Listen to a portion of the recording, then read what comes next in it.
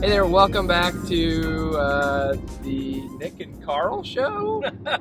Is that what this is? Okay, This is just a sermon preview. So we Uh, are actually in between series right now. We have just a 1 week sermon, standalone sermon that we're going to talk about a little bit today as we're on the road because, well, we're in a car. We're just in the road. Yeah. So, Carl, tell us, what are we looking at?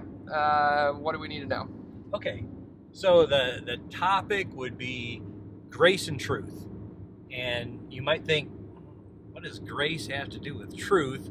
And when Nick and I were talking about this actually a year ago, it was just the idea, don't you think we need both?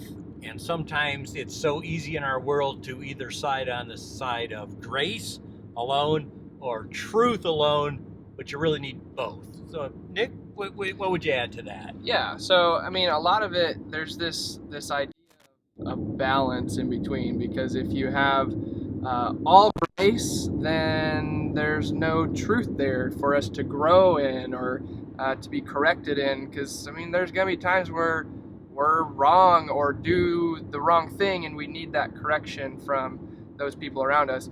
But if you go all truth, then now you're too much on the extreme of that side, to where you're not able to, probably not really able to grow there either, because you need to have a little bit of that grace to get there. So yeah.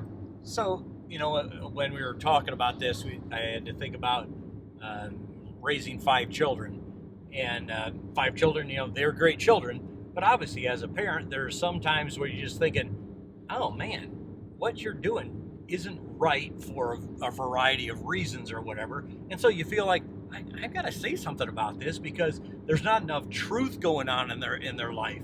And if I decide to just let it all go, so I've got all this grace going on, then how do they ever learn and grow? So raising kids has definitely been fun.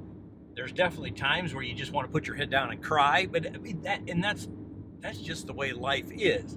But being a good parent sometimes means you can't be their friend at the same time. You have to be the parent. So there, sometimes you're a little more heavy on the truth than you really want to be, but you care enough about the relationship, so you have to make hard choices and say, hey, there's consequences for what you did, and so we need to do the consequences, and I will walk with you through the consequences, but there's still consequences. So that's something that I've noticed raising, 5 children. I think Nick and Michelle and Emmett, I think Emmett's probably a little bit too young to really understand a lot of that yet, but I think that's just part of being a good parent and stuff like that. Right. Yeah, which, so the idea of grace and truth obviously goes way beyond parenting, but that's just an illustration to use to kind of help us understand what is it that we're talking about here. So, Carl, you got a specific passage here to help illustrate and help us learn about this idea of grace and truth. You want to talk about that a little bit? Yes. So the passage that decided on was John 8.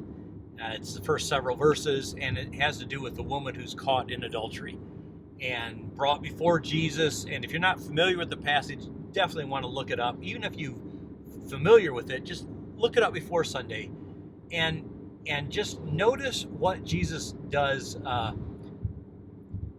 people who bring the woman, they want him to either side on the side of all grace, saying, oh, it's fine, we're not gonna, no consequences, no one ought to punish her, or, which of course would get him in trouble with the law because he's not following the law at all, or they want him to side on the side of, oh, it's all about truth, and then this person needs to be stoned, and let's bring the stones, and I'll throw the first stone, which again was going to get him in trouble with the people around there. But Jesus understands there's a lot more going on than what meets the eye there. This is a trap for him, but he shows grace and truth belong together. So definitely an example for us to realize in the church setting. And I guess the other example where I see this as being important in a relationship where you're trying to be accountable to each other. So now it's not really the parent-child relationship. It could be your relationship with your spouse, or someone else that you have agreed, yeah, we want to be accountable to each other. Well, that means sometimes you have to speak out in truth because that's what the relationship calls for. And in our relationship with God, we are in that kind of a relationship where we have to be accountable to God, and in the church family, we're supposed to be accountable and responsible for each other.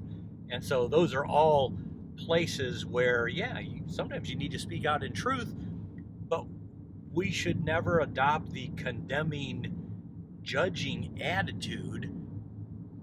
And so in that sense, yeah, you're still trying to show grace and show love.